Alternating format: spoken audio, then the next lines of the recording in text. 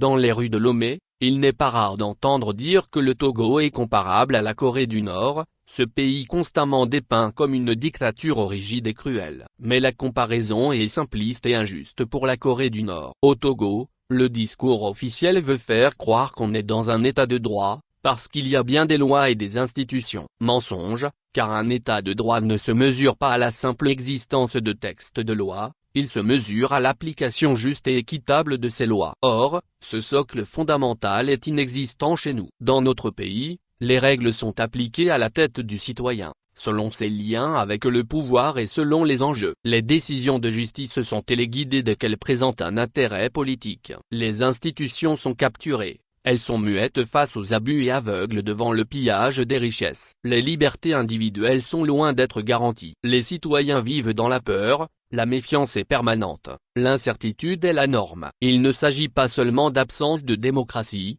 il s'agit de la présence active d'une terreur bien orchestrée qui peut vous coûter la ruine financière, la prison, l'exil, la misère. C'est une dictature avec un maquillage d'élection, mais elle est probablement aussi violente que celle de la Corée. La comparaison avec la Corée du Nord révèle une vérité dérangeante, puisque sur plusieurs points, ce pays si décrié fait mieux. Là-bas au moins, l'élite autoritaire n'a pas fait de la prédation des ressources publiques son sport favori. Les dirigeants nord-coréens, aussi critiquables soient-ils, ne confient pas les marchés publics à des parents incompétents pour faire des prestations exécrables. Ils ne se baptisent pas des châteaux personnels pendant que les écoles sont en paille, sans table ni banc. Eux et leurs proches ne remplissent pas leur compte en Suisse pendant que leurs compatriotes se serrent amèrement la ceinture. Il est vrai que la Corée est une dictature qui sait être brutale comme le Togo, mais regardez comment ce pays construit des fusées, des trains, des ordinateurs. Regardez sa capitale. En Corée, on a inculqué au peuple l'idée de travailler dur pour la patrie. Au Togo, on enseigne l'art de la soumission,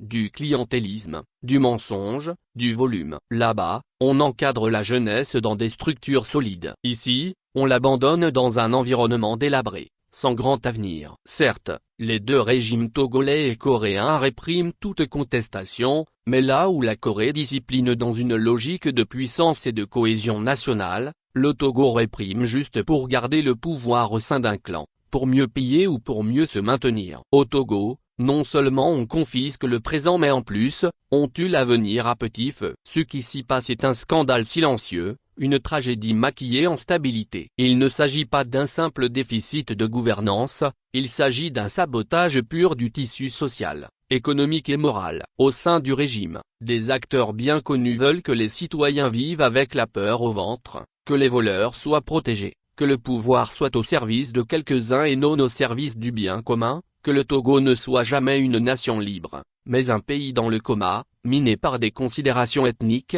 pour le bien du clan. Avec les histoires de miliciens, prions que le clan ne devienne pas Ku Klux Klan. Njo. Source, le journal Sika. Actualité feature pays politique société Togo.